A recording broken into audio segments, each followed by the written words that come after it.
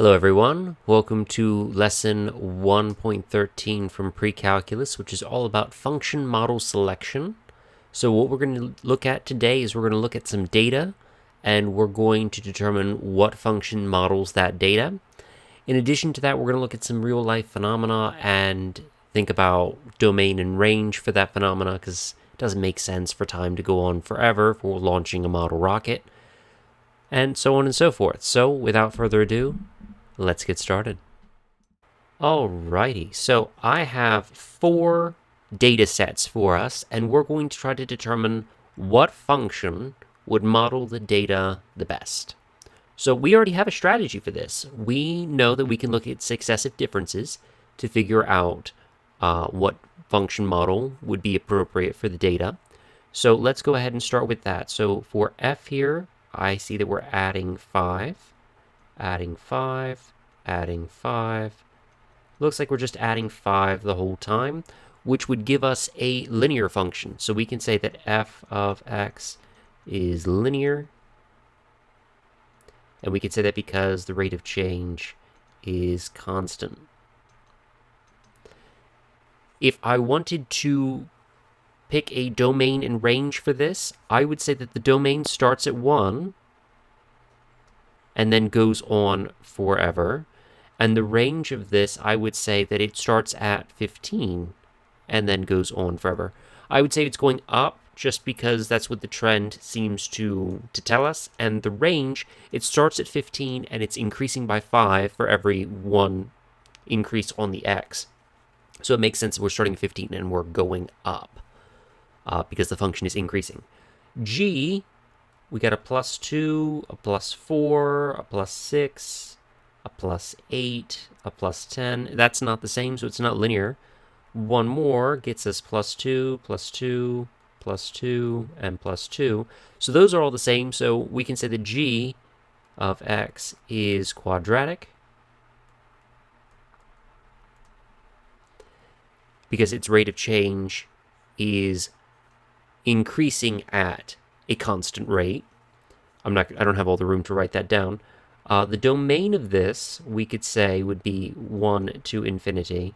We really don't know, but we're just in case it's asking about it. Range, we would say it goes from 6 to infinity.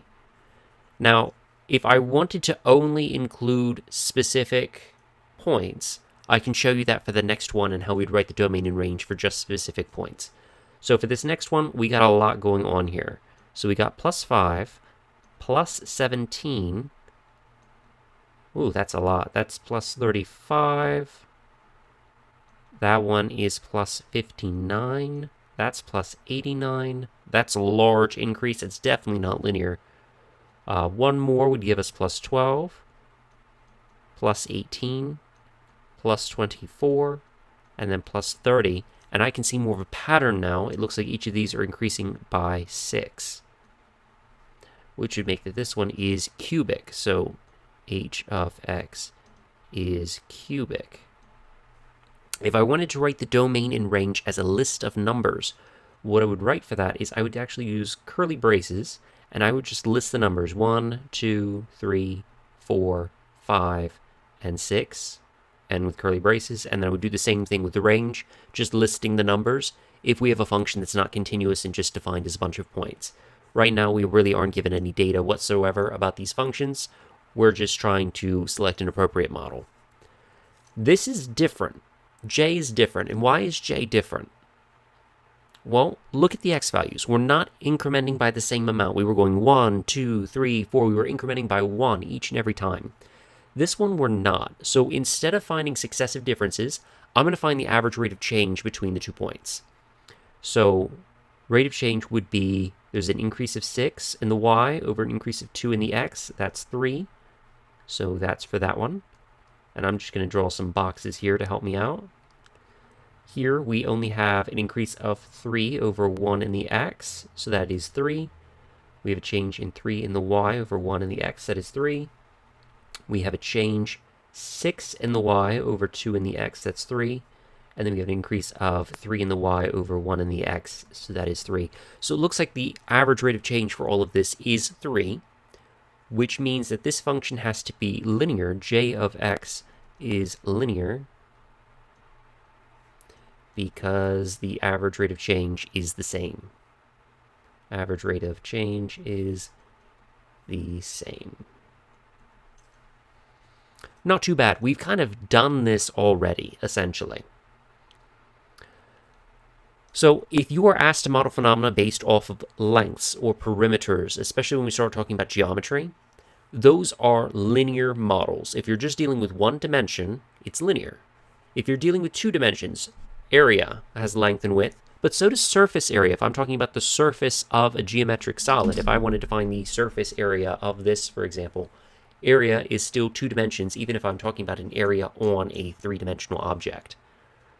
Last but not least, if we're talking about volume, that would be a 3-dimensional object, that would be cubic. So 1 dimension, linear, 2 dimensions, quadratic, 3 dimensions, cubic, relatively straightforward. Now, there's going to be some times where we're actually talking about situations. We could be talking about snowfall, we could be talking about launching model rockets, we could be talking about NASA launching sounding rockets down at Wallops Island, or launching weather balloons, or anything like that. Anytime that we deal with a real-life phenomena, we have restrictions. It could be money, it could be time, it could be anything. It doesn't make sense for us to talk about negative time. It doesn't make sense for us, in most cases, to talk about negative height. But if we're talking about going underneath the surface of water, if we're talking about the depth of the Mariana Trench, for example, it doesn't make sense for us to talk about positive height if we're talking about relative to the surface of the water. So we have to be careful, and we have to play every situation ear by ear. Most commonly, it's we don't deal with negatives. If our function has us going above into the air and then down in drilling into the earth by 2 miles and then coming back up again, that doesn't really make any sense for us. So we just have to be careful that our function is modeling what we want it to model during the frames that it would. So anytime that our function would no longer model real-life phenomena, we just cut it off there and say it's no longer in the domain. So let's look at an example of this. So if we're talking about model rockets, then we are going to have some sort of quadratic style function because we're going to have the acceleration pulling down on the rocket, the acceleration due to gravity. You're going to have the vertical velocity caused by the initial thrust of the motor, and then you're going to have some sort of initial placement of the rocket itself.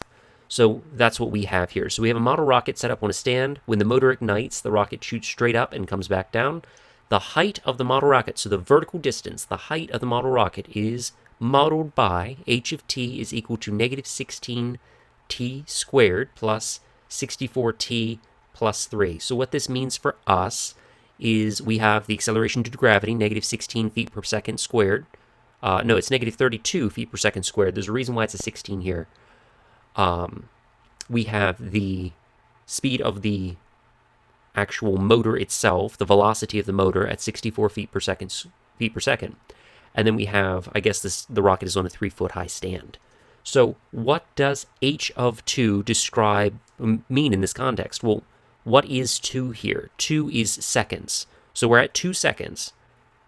We want h of 2. So we want the height at 2 seconds. So find h of 2. So we're going to find the height at 2 seconds. So we're just going to substitute in a 2. So h of 2, there we go. H of 2 is equal to negative 16 times 2 squared plus 64, I missed the 4, times 2 plus 3. All right, so if we do all this out, we should end up with 67 is what h of 2 is. So what does that mean in context? It means at 2 seconds after launch, the rocket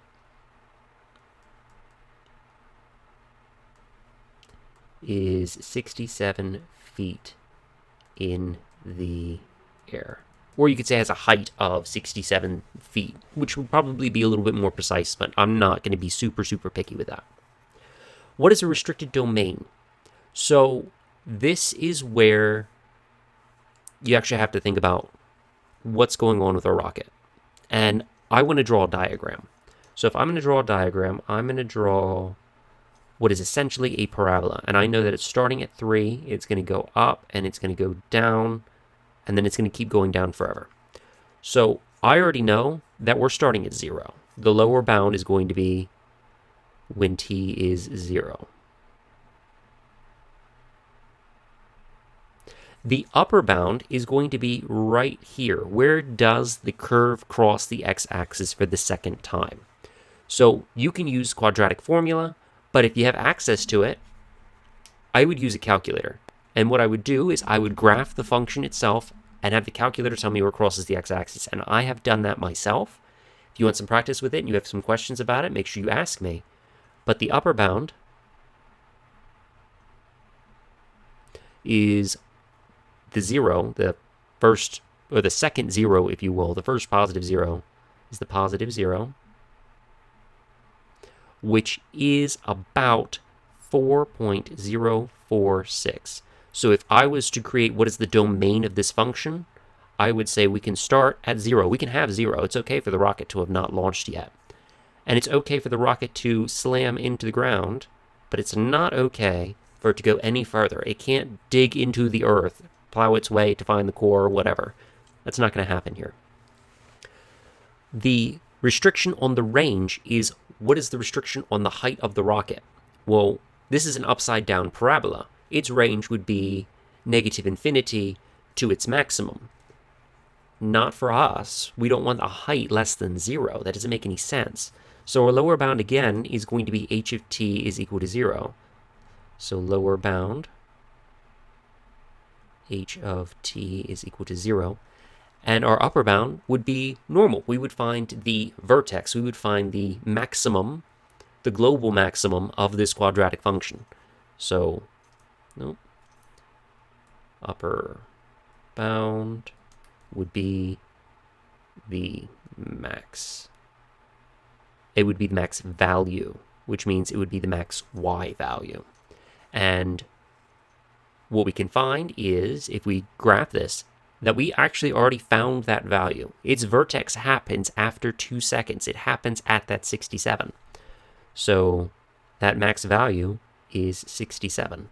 So we want everything from 0 to 67 inclusive. Last but not least is we want to find the average rate of change on this interval. And it looks like I didn't give myself a whole lot of room, so I'm going to go ahead and erase my nice drawing, and I'm going to find it up here. So what we want to do to find the average rate of change, well, we want to find h of 3, take away h of 2, and divide that by 3 minus 2, which is just 1. So this is 51 minus 67 over 1, which is negative 16. And then because we're dealing with a context, we're going to put a unit on this. The y unit was feet, and the x unit is seconds. So this would be feet per second. So that would be its speed, essentially, its average speed, if you will. So the last thing we're going to talk about is we're going to talk about this idea of piecewise functions or piecewise defined functions. Just like piecewise functions for me. But this is where we can actually model some phenomena that have distinctly different behaviors at different times. If I want to think about my rocket, for example, we can have that nice parabola shape for when it's in the air. But once it hits the ground, it's staying constant at 0. So I could use a piecewise function to say, while it's in the air, it does this, and while it's on the ground, it's staying on the ground. Or if I want to be even more technical, a rocket actually has a piecewise defined function as its model, because while the engine is going, it's increasing, it's concave up, then the motor is going to burn out, then it's going to go concave down, it's going to still go up, but gravity is going to take over and slowly pull it down, and then it'll hit the ground and then have a different function to model its behavior while it's just lying on the ground, probably destroyed. But I digress. We can have quite a few different behaviors being modeled by different functions depending on what's going on. Maybe the motor's burning fine, the motor burnt out, now we got a parachute and that's affecting behavior, now it's hit the ground and that's affecting behavior. So we can use piecewise functions to describe unique behaviors that a singular function really just can't handle. So an example of this would be the absolute value function. We haven't really talked about that much, but absolute value takes any negative number, makes it positive, and keeps any positive number positive because it represents the distance from 0. But it in itself is a piecewise defined function, and piecewise defined functions in analytical form have this curvy bracket, a rule like this negative x here, and then a condition or a subdomain, if you will. So what values of x does this function behavior include? So it has negative x for all x is less than 0, and then just regular x for all x is greater than or equal to 0. And that is essentially what the absolute value function is. We'll talk more about them analytically in the next lesson. For now, we have a piecewise function graphically. So we can see here in this graph, we have steps. It's constant, constant, constant, but those constant values are different depending on the values of x. So this is a piecewise defined function. So the graph of f below shows the price of our school's yearbook. The yearbook initially sells for $40 for the first 5 months, and then every month after the first 5, it increases by $10 a month. So that situation cannot be defined by a polynomial. Polynomial doesn't do that justice. Neither would any of the other functions we're going to learn about, the exponentials, the logs, the trig. None of that works. But a piecewise defined function can, because it's such a unique phenomenon. So the domain of this function, well, we are starting at 0, and we are ending here at 9. And if we look closely, it's a whole at 9. So we're not inclusive there. So it's starting at 0, ending at 9, not inclusive. What is the range? You notice how all of these values are disjoint. We have a 40, then we have a 50, then we have a 60, so on and so forth. These distinct values, no connection there, no continuity. Well, there's a reason why I showed you what that looked like in terms of the domain up here. We have to use that notation for the range because we have distinct non-continuous values. We have to use the curly braces to represent a set of numbers. We have a set of numbers containing 40, 50, 60, 70, and 80. And there we go. So the range, instead of being a nice continuous interval, is 5 distinct values. Finally, what is f of 5.5? Well, we go to 5.5. We find where that is on our function. And for us, that has an output of 50. So it is 50, which means halfway between month 5 and 6, the yearbook costs $50. And that is it for us. So if we have any questions, please make sure we ask them in class. Otherwise, I'll see you in the next video.